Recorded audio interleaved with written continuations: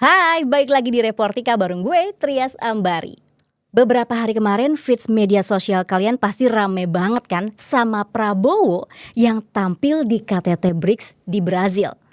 Netizen juga heboh nih, pada bilang, gokil, berani banget ya Pak Praps. Eits, tunggu dulu, lagi rame BRICS, di dalam negeri malah panas nih isu pemakzulan Wapres Gibran. Ini bukan drama Korea, tapi drama politik Indonesia yang lagi anget banget. Berawal dari forum Purnawirawan TNI yang desak pemakzulan Wapres Gibran.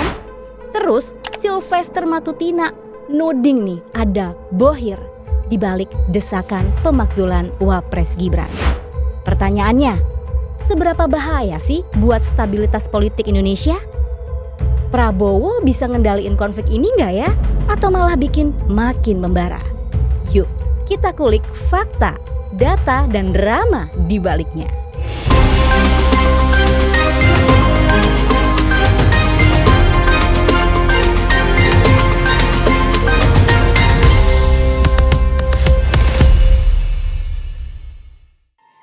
Dalam seminggu terakhir, sosial media ini full ngebahas Pak Prabowo Subianto. Dari data redaksi Reportika, ada 111.719 mentions yang nyebut nama Prabowo. Engagementnya tembus 7 juta lebih.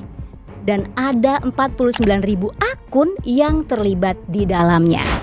Nah, puncaknya nih pas Prabowo muncul di KTT BRICS di Brazil. Dan resmi bawa Indonesia masuk sebagai anggota penuh. Tapi kenapa sih publik jadi heboh banget? Ini bukan soal rapat internasional biasa. BRICS bukan sekedar singkatan Brazil, Rusia, India, China, South Africa doang. Semua negara besar kumpul di blok yang sama, tujuannya ngelepasin ketergantungan sama blok barat kayak Amerika dan juga sekutunya. Netizen ngebahas nih, wah, Indonesia berani banget gabung. Ya harus dong, kita kan mau berdiri lebih mandiri.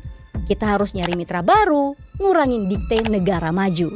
Jadi ini bukan sekedar foto presiden salaman doang. Ini merupakan simbol kalau Indonesia itu udah naik level. Tapi main di liga besar itu ada harganya. Banyak yang nyinyir nih dan takut kalau Indonesia resmi di BRICS. Dari data Reportika, obrolan soal Prabowo ada di netral 58%, positif 28%, negatif 14%. Negatifnya sebenarnya nggak besar. Tapi kalau kita lihat isunya nih, ada wacana pemakzulan Wapres Gibran sampai kritik balas budi Komisaris BUMN. Sekilas kecil, tapi isunya lumayan krusial dan bisa ngundang drama panjang. Nah, seberapa serius dramanya? Yuk kita bongkar lebih detail di data berikutnya. Data juga nunjukin emosi publik loh.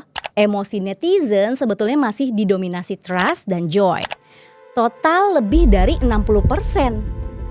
Datanya trust di 32,44%, joy di 30,16%. Tapi ada tapinya nih. Ada kenaikan emosi negatif di fear, disgust, dan juga anticipation. Masing-masing anticipation itu ada di 12,91%, fear di 7,06%, disgust di 8,8%. Nah, penyebabnya apa sih? Ternyata yang pertama itu gara-gara isu tarif Trump.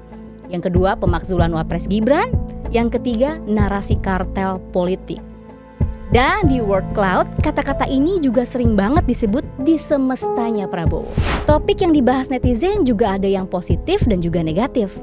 Kalau yang positif, ada isu debut Prabowo di BRICS, diplomasi humanisnya, sekolah rakyat, sikap tegasnya hadapi tarif Amerika Serikat, dan juga penegakan hukum di kasus Riza Khalid. Nah, kalau negatifnya ada pemakzulan Wapres, Komisaris BUMN, defisit APBN, tarif Amerika Serikat dan BRICS, dan juga wacana haji jalur laut.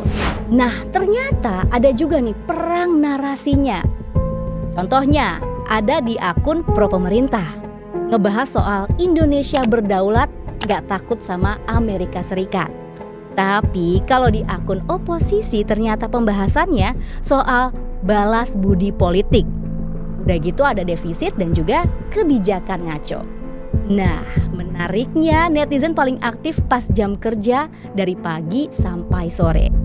Berarti ini bukan cuma gosip malam aja, tapi emang disimak serius.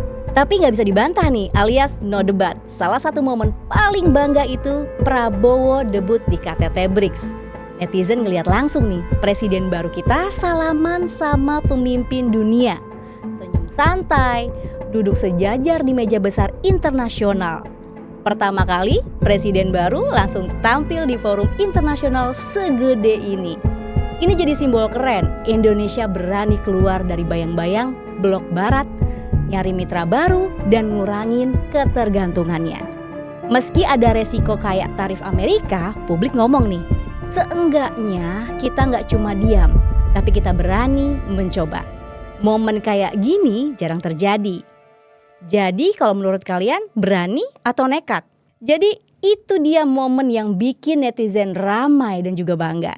Tapi gimana keseluruhan ceritanya ya? Seberapa besar sebenarnya drama, hype dan juga resikonya? Yuk kita rangkum semua datanya biar lebih jelas. Jadi dalam seminggu ini sosmed emang lagi rame banget. Ada 111.000 lebih mentions nama Prabowo. Total like, komen dan share nembus 7 juta plus hampir 49.000 akun ikut nimbrung. Sentimennya gimana? Netral masih dominan di 58%, positif 28%, banyak yang bilang bangga dan salut sama langkah berani Prabowo.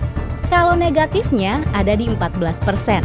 Kecil sih, tapi topiknya nggak receh, kayak tarif 32%, isu pemakzulan Wapres sampai kritik balas budi komisaris BUMN.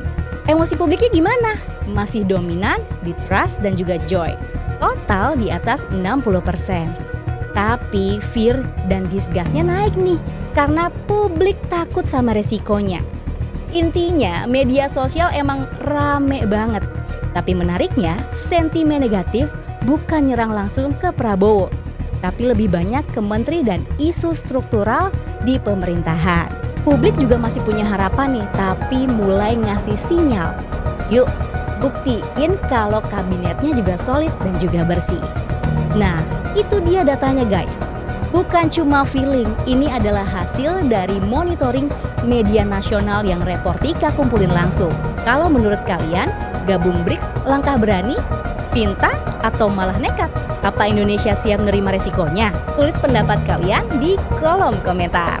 Jangan lupa like, share, dan subscribe biar kalian dapat informasi yang valid. Jadi nggak cuma debat kosong, tapi juga bahas datanya. Sampai ketemu di video berikutnya di Reportika. Bye!